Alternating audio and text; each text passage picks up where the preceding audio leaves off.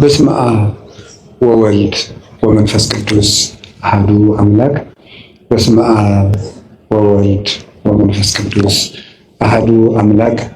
በስመ አብ ወወልድ ወመንፈስ ቅዱስ አሐዱ አምላክ። ይትባረክ እግዚአብሔር አምላከ አበዊነ ቅዱሳን ዘሰብሐ ምሕረቶ ላዕሌነ።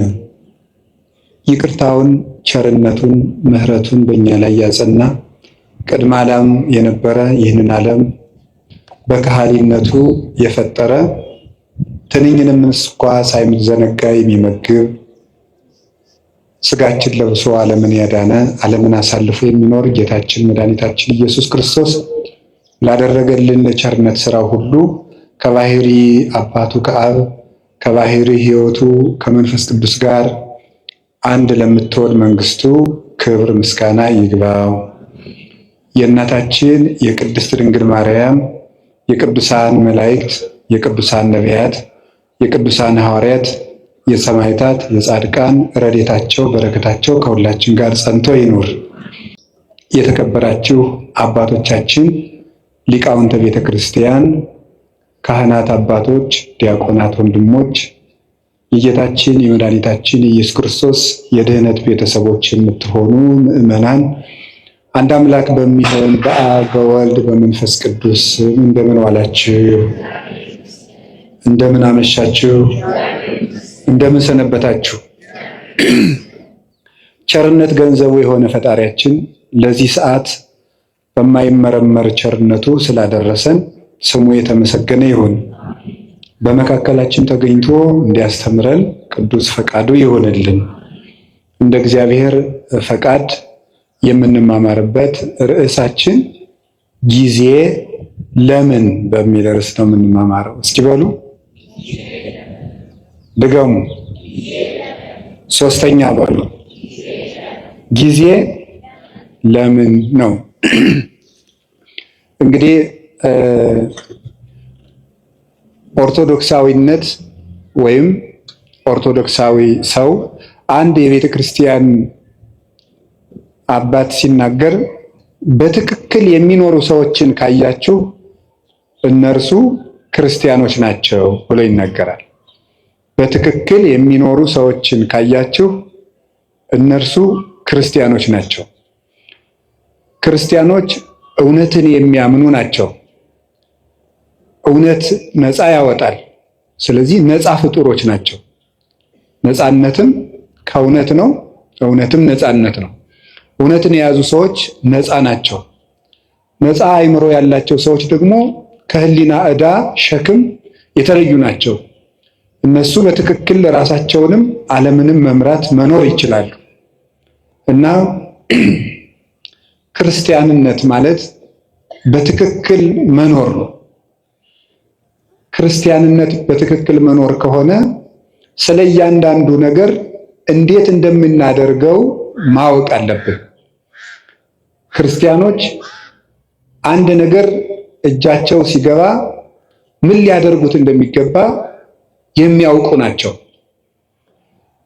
ለምሳሌ ሕፃናት አንድ ነገር እጃቸው ላይ ቢገባ ምን እንደሚያደርጉት አያውቁም። በብዙ ልፋት የተገኘ ተቆፍሮ የተገኘ ወርቅ ወይም ዕንቁ ወስዳችሁ እጃቸው ላይ ብታስቀምጡ ወይ ይጫወቱበታል፣ ወይ ይወረውሩታል፣ ወይም ደግሞ ጭቃ ውስጥ ሊጥሉት ይችላሉ። ስለዚህ እንደዚያ እንዳይሆን የበሰለ ሰው ምልክቱ እጁ ላይ ያለውን ነገር ምን እንደሚያደርገው ማወቅ ነው። የተናቀውን አያከብርም፣ የከበረውንም አይንቅም ማለት ነው። መልካሙን ክፉ አይልም፣ ክፉውን መልካም አይልም። ነቢዩ ኢሳይያስ እንደነገረን አሌ ሎሙ ለለ ይብልዎ ለእኩይ ሰናየ ወለሰናይኒ እኩየ። መልካሙን ክፉ ክፉውን መልካም ለሚሉ ሰዎች ወዮላቸው ይላል። መልካሙን ክፉ ክፉውን መልካም ለሚሉ ወይም የተዋረደውን የሚያከብሩ የተከበረውን የሚያዋርዱ። ያው ሰው ህሊናው ሲንሸዋረር አጥርቶ ማየት ሳይቻለው ሲቀር የከበረው ነገር ዝቅ ብሎ ይታየዋል፣ ዝቅ ያለው ነገር ደግሞ ትልቅ ሆኖ ይታየዋል። ስለዚህ የታነቀውን እያደነቀ ድንቅ የሆነውን ደግሞ እየናቀ ከሱም እየራቀ ይቀጥላል እና ክርስቲያኖች ለሁሉም ነገር ቁመናም እውነትም ምልከታም ሊኖረን ይገባል። አንዱ ልናውቀው ስትኖሩ ሰውነት ለኔ ምንድነው ማለት አለብን። ዓለም ለኔ ምንድናት? ለምሳሌ ለሌሎች ሰዎች ዓለም መጨረሻቸው ናት። ዓለም መጨረሻዬ ነው ብሎ ያሰበ ሰው ሁሉንም ነገር በዚህ ዓለም ኑሬ ልፍጀው የሰማዩን ማናየ ይላል። ዓለም ለኛ መሻገሪያችን ናት ብሎ ያሰበ ሰው ደግሞ ዓለምን ተጠቅሞባት ይሄዳል። ገንዘብ ለኔ ምንድነው ማለት አለብን። ሰው ለኔ ምንድነው? መቼ ሰው እንስሳ ነው ብሎ ያሰበ ሰው ለሰው ክብር ይኖረዋል ብለን ማሰብ አንችልም። እንደዚህ ያለ ሰው ደግሞ ሰው እንስሳ ነው ብሎ መነሻ ያደረገ ሰው የሰው መወለድም አይደንቀው መሞትም አይደንቀው። ሞተ ሲባልም እንደ ቀላል ነገር ዕቃ እንደተሰበረ ያልፈዋል ማለት ነው እና ነገሮችን የምንወድቅባቸውም የምንሻገርባቸው ምክንያት ለነገሮቹ ካለን አተያይ የሚመነጭ ነው እና ትምህርት የሚያስፈልገው ኦርቶዶክሳዊ እይታ እንዲኖረን ነው። የጠራ አይን እንዲኖረን ነው። ዛሬ በዚህ ቦታ እንድንማማር የፈለግኩት ጊዜ ለኦርቶዶክሳውያን ምንድን ነው የሚለው ነው። ለኦርቶዶክሳውያን ለኛ ለክርስቲያኖች ጊዜ ምንድን ነው ነው ጊዜ እንዴት ነው? እግዚአብሔር በምድር ላይ ከሰጠን በጣም ትልቁ ስጦታ ጊዜ ነው። እግዚአብሔር የሰጠን ማንም ሊሰጠን የማይችለው እግዚአብሔር የሰጠን እድል ጊዜ ነው። እንደው ይገርማችኋል፣ ግን ሰው ይሄንን ትኩረት ሰጥቶት አያውቅም። ሀብት የማይመስሉ ብዙ ነገሮች አሉ የማናስተውላቸው። ለምሳሌ እንደው የገጠሩ ሰውም ይተርታል። ጤና ሀብት አይመስልም ይላል፣ ውሃ ገንዘብ አይመስልም ይላል። የጤና ሀብትነት ለሰው አይረዳውም። ብዙ ጊዜ የውሃ ሀብትነት አይረዳውም።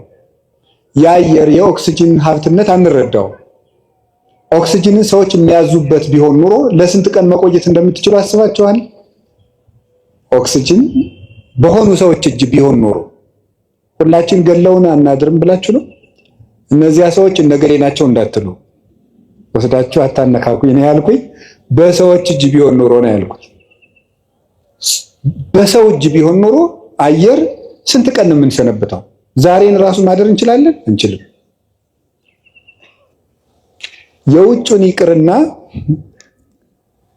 በዚህ ያለውን በህዋ ላይ የተለቀቀውን ኦክሲጅን ይቅርና ያንተን አየር እንዳታስወጣ ብንባልስ? አይቻልም ብንባል እናድራለን? የራሳችን አየር እንዳይወጣ ብንከለከል መኖር እንችላለን? አንችልም። የአካል ክፍሎቻችንን ስጦታነት አስተውለን አናውቅም። እግዚአብሔር የሰጠንን ነገር ሰዎች ሊያደርጉልን የማይችሉ እንዲሁ እግዚአብሔር ምን አደረገልኝ እንላለን እንጂ እግዚአብሔር አንድ ቀን ጣፊያን ራሱ ስራ እንድታቆም ቢያደርጋት መኖር እንችላለን? እንችላለን? በሰውነታችን ያለውን የጨው መጠን ማን ሊያጣራው ይችላል? ስለዚህ እንሞታለን ማለት ነው። ፊኛ ስራ ብታቆም መኖር ይቻላል? ይቻላል? እስኪ ንገሩኝ። ሌላ የባሰ ነገር ሰው የሚጸዳዳበት የአካል ክፍል ቢዘጋ መኖር ይችላላችሁ? ይቻላል? አይቻልም። እግዚአብሔር የሰጠን የአካል ስጦታ ማንኛውም ሰው የከበረ ሰው እንኳን ከብሮ የሚውለው እኮ መጸዳዳት ስለቻለ የከበረ ሰው እንኳን ቢሆን እና እግዚአብሔር እንዴት አድርጎ ስጦታ እንደሰጠን ማስተዋል አለብን። ደስ እንዲላችሁ ከፈለጓችሁ እጃችሁ ላይ ያለውን እግዚአብሔር የሰጣችሁን ጸጋ ማስተዋል፣ የሌለንን እየቆጠርን ከምናዝን ያለንን እያየን መደሰት ነው። ደስታ ከውጭ አይመጣም፣ ከህሊናችን ነው የሚመጣው። አንዱ የምናባክነው በጣም እያባከን ነው ያልነው ነገር አካላችን፣ አይምሯችን። እሱም በሌላ ጊዜ ትማሩታላችሁ። እንዴት አድርገን እግዚአብሔር የሰጠንን አካል እያባከን ነው እንደሆነ ትማሩታላችሁ። እኔ ግን ዛሬ መናገር የፈለግኩት ስለ ጊዜ ነው። እግዚአብሔር ጊዜ ሰጥቶናል። ጊዜ በእግዚአብሔር ዘንድ ምንድን ነው? ጊዜ ፍጡር ነው፣ እንደምታውቁት መለኪያ ነው። እግዚአብሔር ያለ ጊዜ ነው የኖረው። ዘመን ሳይፈጠር እግዚአብሔር ነበረ። ጊዜ ፍጡር ነው። በቤተ ክርስቲያን አስተምሮ የመጀመሪያ ሰዓት ትባላለች። ቁጥር የተጀመረው መጋቢት 29 ቀን ነው። መጋቢት 29 እና መጋቢት 30 ሚያዝያ 1 በሊቃውንት አነጋገር ዕለተ ጠቢባን ይባላሉ። ጠቢባን ሥላሴ አንድ ሳይሉ 29 ብለው ስለጀመሩ ነው። እንዲህ ያለው ነገር ለማያምን ሰው አይረዳም። ቅዱስ ጳውሎስ አንደኛ ቆሮንቶስ ምዕራፍ 2 ላይ ሲናገር መንፈሳዊ ነገር ለስጋዊ ሰው ሞኝነት ይመስለዋል ይላል። በስጋዊ ዓይን አይመረመርምና ለብእሲሰ መንፈሳዊ ኩሉ ይተሐሰሶ፣ መንፈሳዊ ሰው ግን ሁሉን ይመረምራል። ወሎቱስ አልቦ ዘይተሐሰሶ፣ እርሱም ግን የሚመረምረው የለም ይላል። እና ስጋዊ ነገር ያለው ሰው አንድ ሳይባል 29 የማይመስል ነገር ነው ይላል። ሃይማኖት ምን ጊዜም ለስጋ የማይመስል ነገር ነው። የምናወጋው የመንፈስ ነገር ስለሆነ የመንፈስ ነገር በስጋ ነገር ሊለካ አይቻልም። መቼስ አሁን ነፋስን በሜትር አንለካውም። ለሁሉም ነገር መለኪያ አለው። ውሃን በኪሎ ሜትር አንለካውም። የራሱ መለኪያ አለው። ለራሱ ነገር ለሁሉም ነገር መለኪያ አለው። ከፍታም መለኪያ አለው፣ ዝቅታም መለኪያ አለው፣ ረቂቅ ነገር መለኪያ አለው፣ ፈሳሽ ነገር መለኪያ አለው፣ ጠጣርም መለኪያ አለው። እንዲሁ መንፈሳዊ ነገርም የራሱ መለኪያ አለው። ውሃውን በሜትር ጤፉን ደግሞ በሊትር መቼስ ልለካው አይባልም። መለኪያ አለው። የነፍስም ነገር የራሱ መለኪያ የራሱ ዩኒት ስታንዳርድ አለው። ስለዚህ የነፍስን ነገር የምንረዳው እግዚአብሔርን በመፍራት ነው። እግዚአብሔር ጊዜን ሳይፈጥር ነበረ፣ ጊዜን ፈጠረ። የመጀመሪያዋ ሰዓት መጋቢት 29 ቀን ፈጠረ። ጊዜ በጊዜ ምን እንደተደረገ አስተውሉ። በጊዜ ከተደረጉ ነገሮች አንዱ እግዚአብሔር በጊዜ ይሄንን ዓለም ፈጥሮታል። ይሄንን ዓለም ፈጠረ። 7 ዕለታትን ፈጠረና አቆመ። 7 ዕለታት በዕብራውያን አነጋገር 7 ቁጥር ፍጹም ቁጥር ተደርጎ ይነገራል። መጽሐፍ ቅዱስ ሲተረጎም ማወቅ ካለብን ነገሮች አንዱ የመጽሐፍ ቅዱስን መነሻ ባህል ነው ማወቅ የሚገባል። የመጽሐፍ ቅዱስን መነሻ ባህል ስናውቅ መጽሐፍ ቅዱስን መረዳት እንችላለን። ስለዚህ በዕብራውያን ወይም በእስራኤል ባህል 7 ቁጥር እንደ ፍጹም ቁጥር ይቆጠራል። በኢትዮጵያ ለምሳሌ 10 ቁጥር እንደ ፍጹም ቁጥር ይቆጠራል አይደል? አታውቁም? ለምሳሌ የሆነ ሰው 10 ጊዜ አጨቅጭቀኝ ይላል። እናንተ ግን 3 ጊዜ ብቻ ሊሆን ይችላል ያላችሁት። ለምን ነው 10 ጊዜ የሚለው? ጭራሽ ማለት ነው፣ ፍጹም ማለት ነው። ምን 30 ጊዜ ጨቀጭቀኝ ያላያ ይላል።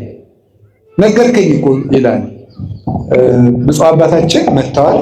ከመቀመጣችን ተነስተን እንቀበልና እሺ፣ በረከታቸው ይድረሰን። ሁላችሁም ተባርካችኋል። ባላችሁበት ቁጭ በሉ። እኔም ተሳልሜ ብመጣ ትፈቅዳላችሁ አይደል?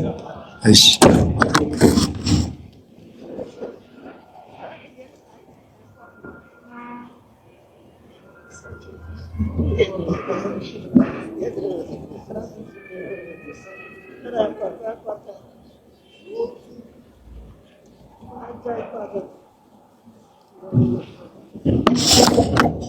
እሺ ወደ ትምህርታችን እንሄድ። ብፁዕ አባታችን ስለተገኙ በጣም ደስ ብሎኛል። እናንተም ደስ ብሏቸዋል። ለኢትዮጵያ ኦርቶዶክስ ተዋሕዶ ቤተክርስቲያን በእድሜ ከቆዩላት አባቶች አንዱ እሳቸው ናቸው። ረድኤታቸው በረከታቸው ይድረሰን። እኔ ደግሞ በእሳቸው ፊት ስላስተማርኩ በጣም እድለኛ ነኝ። ለምን መሰላችሁ? ገበሬ ልጁን እርሻ ሲያሳርስ እርፍ ያስይዝና ያሳርሰዋል ከፊቱ አድርጎ። ለምን? ሲያበላሽ ለማስተማር ማለት ነው። ስለዚህ ልጅ በአባቱ ፊት ሲያጠፋ ይታረማል ማለት ነው። ትምህርታችን እንቀጥል። እግዚአብሔር ከሁላችን ጋር ይሁን። ወደ ትምህርታችን ስንሄድ በዕብራውያን 7 ቁጥር ፍጹም ነው ብያችሁ ነበረ። እስመ ሁልቆ ሳብዕ በሀበ ዕብራውያን ፍጹም ውእቱ። በዕብራውያን በእስራኤል 7 ቁጥር ፍጹም ነው ይላል እግዚአብሔር። ስለዚህ ምን አደረገ? 7 ዕለታት ብቻ ፈጠረ። ለምንድን ነው እግዚአብሔር 7 ዕለት ብቻ የፈጠረው ስትሉ 7ቱ ቀኖች ፍጹም ናቸው ለማለት ነው። 7 ብቻ። ለምን 8 ቀን አይፈጥርም እግዚአብሔር? ወይስ ዝቅ ብሎ 6 ቀን ቢያደርገው ምን አለ? የዓመቱን መለኪያ 7 ቀን ያደረገው ለምን ይመስላችኋል? 7ቱም ዕለታት ፍጹም ናቸው ይላል። እንዲያውም እንገራችሁ የዚህ ዓለም ዋና ምሰሶዎች 7 ዕለታት ናቸው። በመጽሐፈ ምሳሌ ምዕራፍ 9 ከቁጥር 1 ጀምሮ እንዲህ ይላል፣ ጥበብ ሐነጸት ቤተ ወአቀመት ላቲ 7 አዕማደ። ጥበብ ቤቷን ሰራች 7 ምሰሶዎችንም አቆመች ይላል። ጥበብ ቤቷን ሰራች። ጥበብ የተባለ እግዚአብሔር ወልድ ነው። መንፈሳዊ ትርጉም አለው። የዛሬው ዓላማችን ግን እሱ አይደለም። ጥበብ ወልድ ይችን ዓለም ፈጠረች፣ 7 ምሰሶ አቆመች ማለት 7 ዕለታትን ፈጠረች ማለት ነው። 7ቱ ዕለታት ለምንድን ነው ምሰሶ የተባሉ ሲባል ምሰሶ ቤቱን እንደሚያጸናው በዚህ ዓለም የሚኖር ነገር ሁሉ ጸንቶ የሚኖረው በ7ቱ ዕለታት በሚሰራ ስራ ነው ማለት ነው። ምሰሶው ሲፈርስ ወይም ምሰሶ ቢነቀል ቤቱ እንደሚናድ ሁሉ የሰው ልጅ ሕይወቱ የሚናደው ወይም የሚፈርሰው በ7ቱ ቀናት በሚሰራቸው ስራዎች ናቸው። 7 ቀን የምንሰራው ስራ ወይ ሕይወታችንን ያፈርሳል ወይ ሕይወታችንን ይሰራል። ምሰሶዎቹ በትክክል የቆሙለት ቤት እንደማይፈርሰው 7ቱን ዕለታት እንዴት መጠቀም እንደሚችል የሚያውቅ ሰው የጸና ቤት ይኖረዋል። የልብ ቤት፣ የአእምሮ ቤት፣ የሥጋ ቤት፣ የነፍስ ቤት ይኖረዋል ማለት ነው።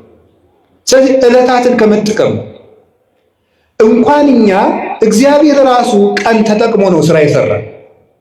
ቀንን የማይጠቀም ሰው ምንም ማድረግ አይችልም። እግዚአብሔር 6 ቀን ነው ይህን ዓለም የፈጠረው። አይገርማችሁ? በ6 ቀን ዓለምን ፈጠረ። ምን ማለቱ ይመስላችኋል? ኋላ ያን 6 ቀን ደግሞ ለእኛ ሰጠን። የሰጠኋችሁ 6 ቀን እኔ ዓለምን የፈጠርኩበት ነው። እናንተ የምትቀልዱበት እሁድ 4 ባህሪያት የተፈጠሩበት ነው። መሬት፣ ውሃ፣ ነፋስ፣ እሳት 4 ባህሪያት፣ 7 መላእክት፣ 7 ሰማያት፣ መላእክት፣ ብርሃን፣ 8 ፍጥረታትን ያከናወንኩበት ቀን ነው። እናንተ የምትቀልዱበት ሰኞ ይሄን የምታዩትን ጠፈር የዘረጋውበት ቀን ነው። እናንተ የምትቀልዱበት ማክሰኞ በምድር ላይ ያሉ እጽዋትን ሁሉ የፈጠርኩበት ቀን ነው። እናንተ እንደዋዛ የምትገፉት ረቡዕ በዚህ ዓለም የሚያሸበርቁ ፀሐይ፣ ጨረቃ፣ ከዋክብትን ያበራሁበት ቀን ነው። እናንተ በስንፍና የምትሸኙት ሐሙስ በባህር ውስጥ ያሉ አዞ፣ ጉማሬ፣ ሌሎችን አሳ አንበሪዎችን በክንፍ የሚበሩትን በእግራቸው የሚሽከረከሩትን በክንፋቸው የሚበሩትን ሁሉ ያስገኘውበት ቀን ነው። እናንተ በዋዛ በፈዛዛ የምታሳልፉት ዓርብ በአርአያዬ በአምሳሌ ሰውን የፈጠርኩበት ቀን ነው ማለቱ ነበረ። ሰኞ፣ ማክሰኞ፣ ረቡዕ እንደዋዛ ሲያልፉ እነዚህ ትዝ ብለዋቸው ያውቃሉ? እነዚህ ሁሉ ዓለማት 20 ዓለም ነው ያለው። አሁን እኛ ከ20 ዓለማት የምንኖረው በአንዷ በዳረ ጎቷ በጫፏ በዚች ምድር ነው። እግዚአብሔር የፈጠረው 20 ዓለም ነው።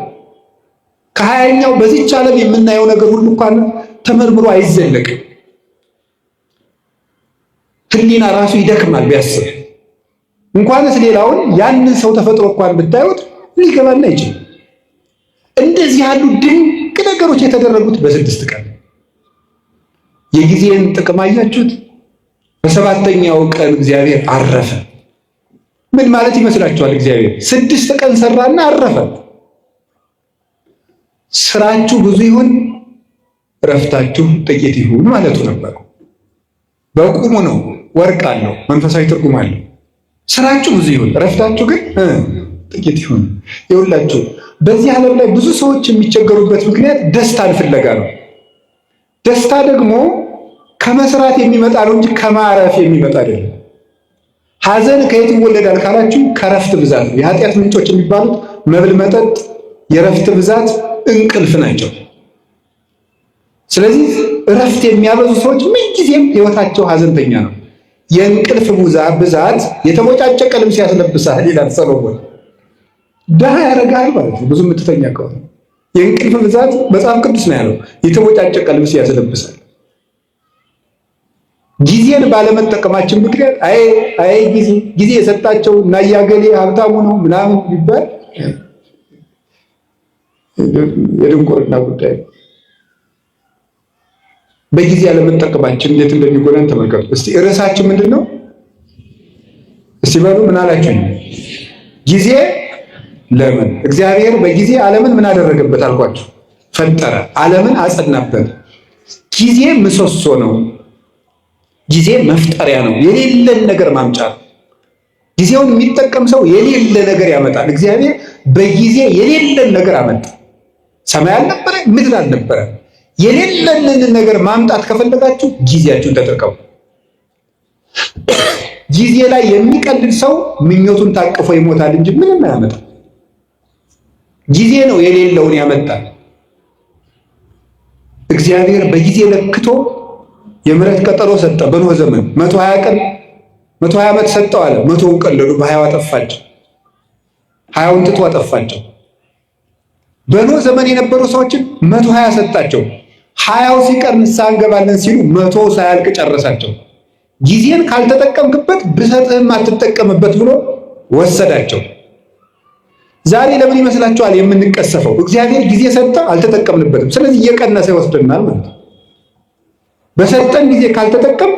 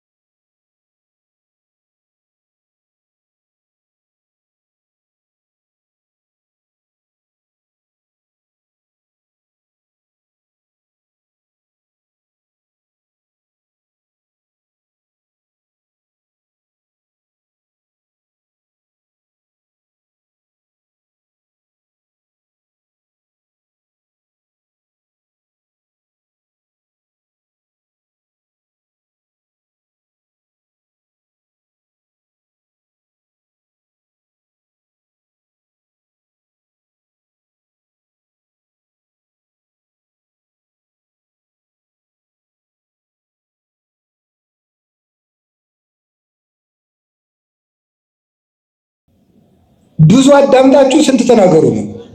አንድ ተናገሩ ነው። ሁለት ስማ አንድ ተናገር ነው። እስቲ በሉ ሁለት ስማ በሉ። እናንተ ደግሞ 100 ማውራት አንድ ማዳመጥ፣ አንድ ማሰብ 100 ማውራት ነው። ይሄ የወሬ ሱስ ደግሞ ሰው አሁን እኮ ሁሉም ሰው ቲክቶከር የሆነው እቤት የሚሰማው ስላጣ ነው። እቤት የሚሰማው ስላጣ እዚያ እየወጣ መለፍለፍ፣ ዝም ብሎ ድንችም እየበላ መለፍለፍ፣ በቆሎም እየበላ መለፍለፍ። ለምንድን ነው ይሄ ሁሉ ያመጣው ስትሉ ሰው ኧረ በሞት ያዳምጡ። እኔ እኮ እውነቴን ነው። ማዳመጥ ነው። ያዕቆብ መልእክት ምዕራፍ 1 ቁጥር 19 ላይ ኩን ፍጡነ ለሰሚ ወጉንዱ ለነቢብ፣ ሰው ሁሉ ለመስማት ለማዳመጥ የፈጠነ ለመናገር የዘገየ ይሁን ይላል። ለማዳመጥ የፈጠነ ለመናገር የዘገየ ይሁን። የሰው ልጅ ብዙ የማዳመጥ የምታዳምጡ ከሆነ ሰው ይወዳቸዋል። ከሰው ጋር የመኖር ጥበብ አንዱ ማዳመጥ ነው። እንደውም ልንገራችሁ፣ ሰዎች የት ይገኛሉ ብላችሁ ብትጠይቁ እኔ ልንገራችሁ የት እንደሚገኙ። አንደኛ የሚበሉበት ቦታ ነው የሚገኙት። ሁለተኛ የሚሰሙበት ቦታ ነው የሚገኙት፣ የሚሰሙበት ቦታ። ሶስተኛ የሚወደዱበት ቦታ ነው የሚሄዱት። አራተኛ የሚከበሩበት ቦታ ነው የሚኖሩት። ሰዎችን ብትፈልጓቸው የምታገኙት ከዚህ ነው የምታገኟቸው። ወይ ከሚሰማቸው ሰው ነው ሩጠው የሚሄዱት፣ ወይ ከመሉበት ቤት ነው የሚገኙት፣ ወይ ወደሚያከብራቸው ሰው ነው የሚሄዱት፣ ወይ ወደሚወዳቸው ሰው ነው የሚሄዱት። ከቤትም ጥለውን የሚወጡት አራቱን ሲያጡ ነው። ወይ አንሰማቸው ስንል፣ ወይ አልወዳቸው ስንል፣ ወይ አናከብራቸው ስንል። ጥለውንም የሚሄዱ በዚህ ነው፣ ወደኛም የሚመጡ በዚህ ነው። ስለዚህ ይሄ እንዲኖረው ምን ማድረግ? ማዳመጥ። ከቃሉ ጋር ናችሁ? በትክክል የማዳመጥ ችሎታው የማዳመጥ መንገድ እንግዲህ ተማሩነቱ ይሄ ምንድነው? ሳይቃወሙ መስማት፣ ሳይተረጉሙ መስማት፣ መልስ ሳያዘጋጁ መስማት የሚባሉ አሉ። ሳይተረጉሙ መስማት፣ ምንም አትተርጉሙ። ዝም ብላችሁ ሰውየውን ዝም ብሎ የሚያፈሰው ወሬ ስሙ። አይ ወሬው የማይረባ ስለሆነ ጅልጅል ሰው ማዳመጥ አለብን እንዴ? ጥያቄ ልመልስላችሁ።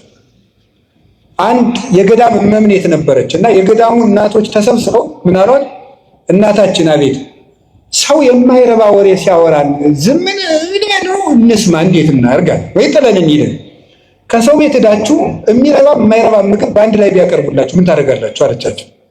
የሚመስለንን በልተን እግዚአብሔር ይስጥልን እንመጣለን አሉ። እንግዲያውስ ሰው የፈለገውን ቢለፈልፍ የሚመስላችሁን ያዙ፣ ሌላውን ለራሱ ጥላችሁ ኑ እንጂ ስሙት አለች። እንዲህ ብላ መለሰች። መንፈስ ቅዱስ ያደላት ሰው ነበረች እሷ። ሚያዝያ 11 ቀን ስንክሳር ላይ የምትውል እናት ናት። እንዲህ ብላ ይመለስላቸው። ስለዚህ የእግዚአብሔር ቤተሰቦች ሰው የፈለገውን ያህል ያውራ፣ ስሙት፣ ዝም ብላችሁ አዳምጡ። ብዙ ጥበብ ሰሎሞን በመናገር ብዛት ኃጢአት ሳይኖር አይቀርም ይላል። በመናገራችን እንጂ በመስማታችን ተጎድተን አናውቅም። እግዚአብሔርን መስማት፣ የሚነገረውን ነገር መስማት፣ የሚባለውን ነገር መስማት፣ ሁሉን ነገር አስተውላችሁ መስማት ይገባል። የማዳመጥ እድል እንዲኖረን ለሚሰማ እግዚአብሔር የሚሰማዋል።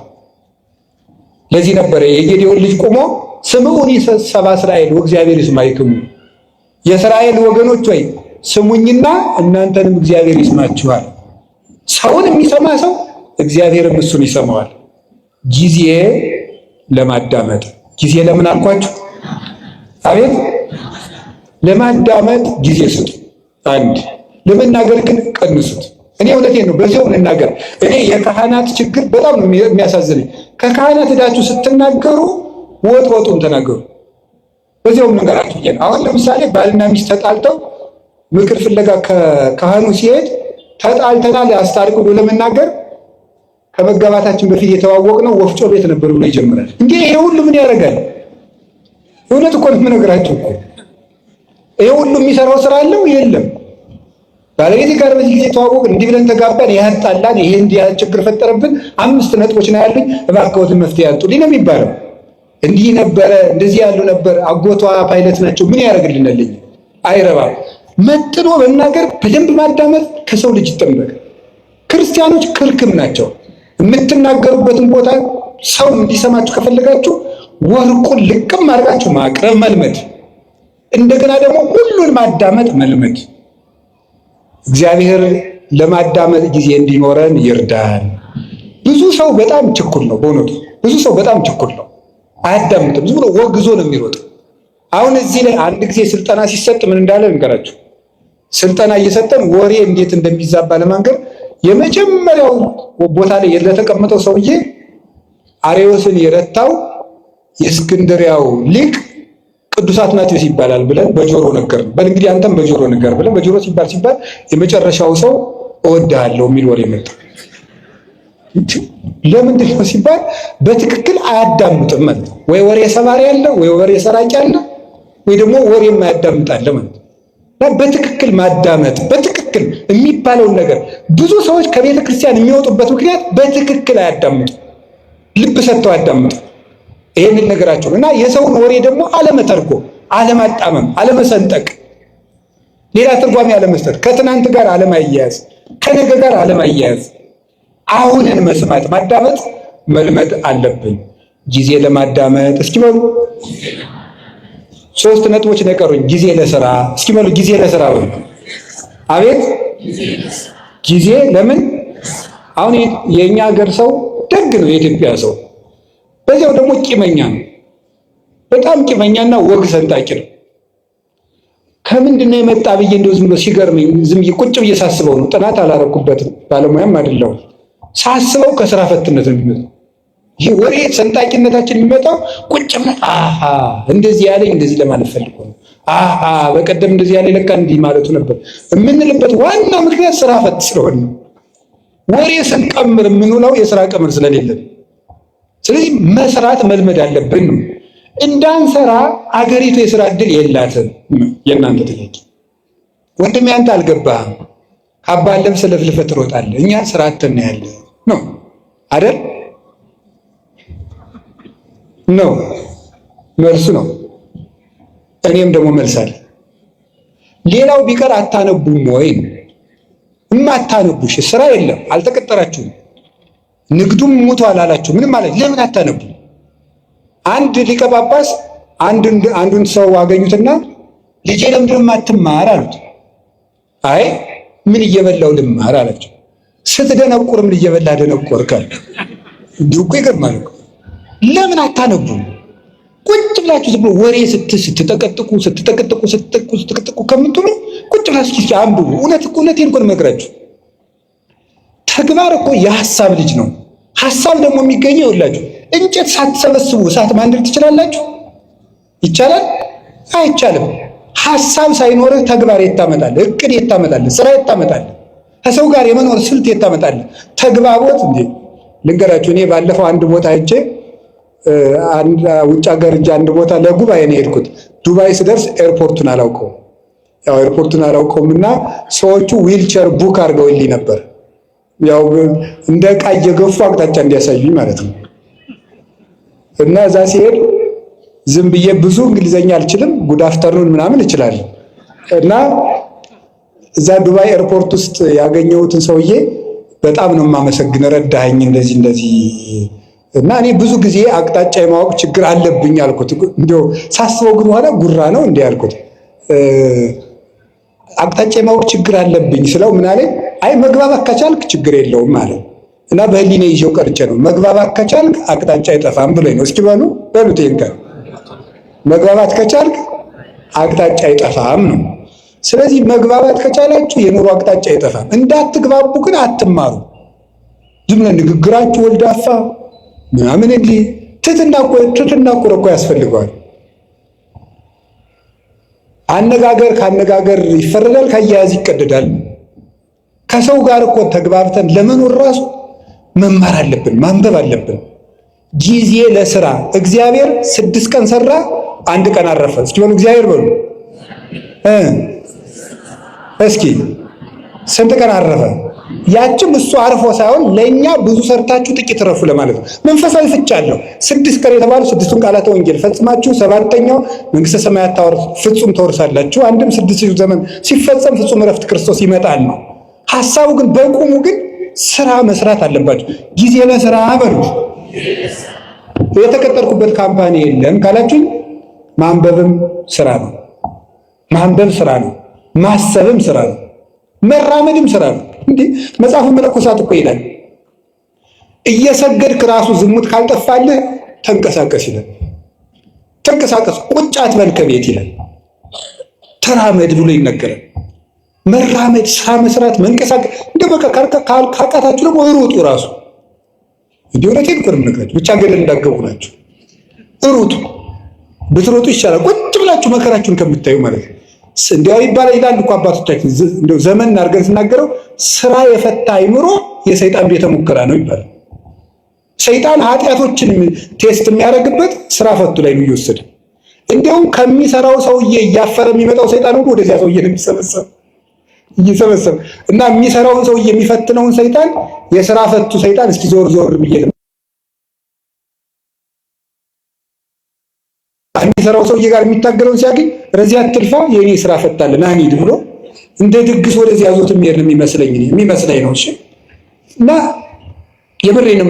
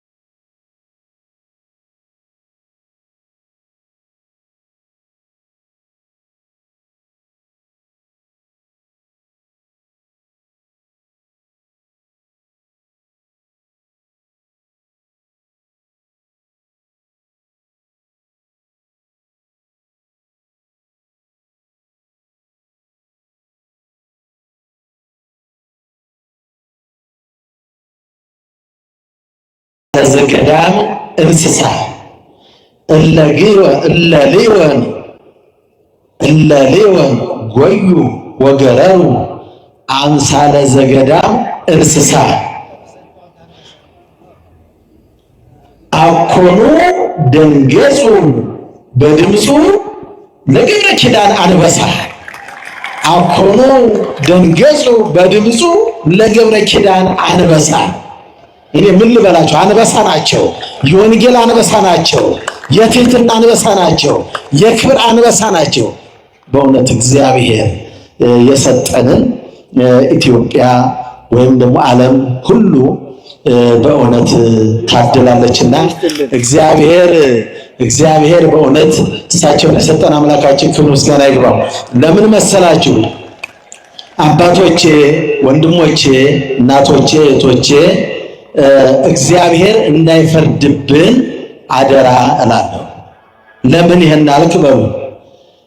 ሁላችሁም ነገም እንዲሁ ከዚህ በበለጠ ሞልታችሁ ይህን ግቢ ሜዳው ጥቅጥቅ ብሎ እንድትማሩ እፈልጋለሁ፣ እንድንማር እፈልጋለሁ። ለምን እሳቸው እዚህ እናንተ ጋር መጥተው በተደላደላችሁበት በተቀማጠላችሁበት ቤታችሁ ቅርብ መብራት እያለ እግራችሁ በመኪና የምትሄዱ እግራችሁ እንቅፋት የማይነካው ሆናችሁ ሳትማሩ ብትቀሩ እግዚአብሔር ይፈርድብናል። ለምን እሳቸውን ወደዚህ ያመጣናቸው ከገበታ ላይ ነው፣ ከመንፈስ ቅዱስ ገበታ ላይ ተማሪዎቹ እዚያ እንቅፋት እየመታቸው የለሰለሰ ምግብ ሳይበሉ ጥሬ እየቆረጠሙ የብሉያቱ ተማሪዎች፣ የሐዲሳቱ ተማሪዎች፣ የሊቃውንቱ ተማሪዎች ጦማቸውን አድረው ነው ለናንተ ሊያስተምሩ የመጡት። ስለዚህ እግዚአብሔር እንዳይፈርድብን እስኪ በደንብ እንማራለን ስትሉ በደንብ ግለጹ፣ ራሳችሁን በደንብ ተማሩ። አዎ እግዚአብሔር አምላካችን ክቡር አባታችን ከቤቶት አውጥተን ይሄ ቅድም የተናገርኩት ንስጥሮን የአርዮስ ተከታይ ነው ሊሆን ሥላሴን የሸራረፈ ነው። አብ ወልድ መንፈስ ቅዱስ መሆናቸውን አንድነታቸውን ሶስትነታቸውን የሚሸራረፉ መናፍቃን ሸሹ፣ በረሩ፣ እንዳጋንንት ወደ ጥልቁ ገቡ። እንደ እንስሳ አውሬ እንደመጣበት እንስሳ ሸሹ። ለምን? አንበሳ ገብረ ኪዳን በድምፁ አስደንግጧቸዋልና ማለት ነው። አጨብጭቡ፣ አመስግኑ። ይህም ጉባኤ የተባረከ ጉባኤ ነው። ለምን? ብፁዕ አባታችን አቡነ ቀውስጦስ በወርቅ መስቀል ባርከውታልና ነው። እንግዲህ ከዚህ በመቀጠል ያለው ብፁዕ አባታችን የነገው አገልግሎት በክቡር ርዕሰ ሊቃውንትና በታላቁ አባት እንዲሁም በአቡነ ገብርኤል በሁለቱ የሚጠናቀቅ ነው የሚሆነው። ሁላችሁም ጓጉታችሁ ተጨንቃችሁ ተሰልፋችሁ ጓደኞቻችሁን ለማጽደቅ ይዛችሁ መጣችሁ እንድትማሩ አደራላለሁ። ብፁዕ አባታችን አቡነ ቀውስጦስ የመጨረሻውን ቃለ ምዕዳንና ያደርጉልን። እስኪ አንተ እየነካካኩ ነው ምን አይነት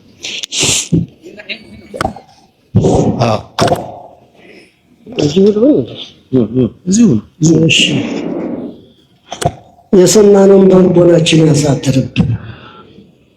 እግዚአብሔር አምላካችን ምሕረት አይለየን። ርዕሰ ሊቃውንት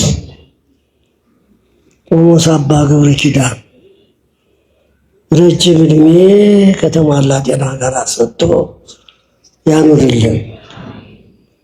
ተጠያቂ እንዳናጣ የቤተ ክርስቲያን አምላክ እንዲህ ያሉትን መምህራን ያሳጣል።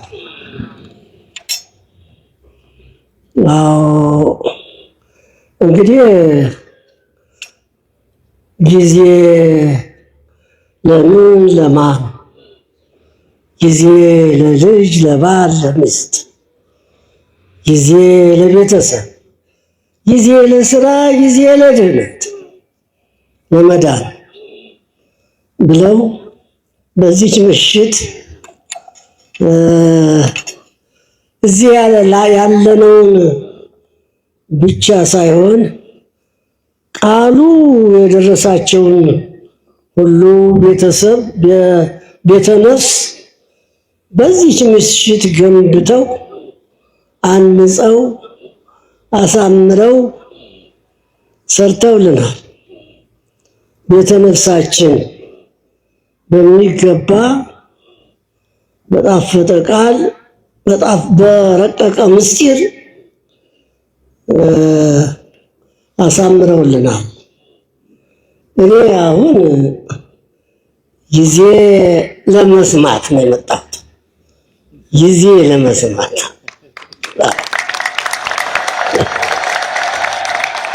ምንም የምጨምርበት ነገር የለም። አዎ እናቶች ታውቃላችሁ፣ ባለሙያዎች ናችሁ።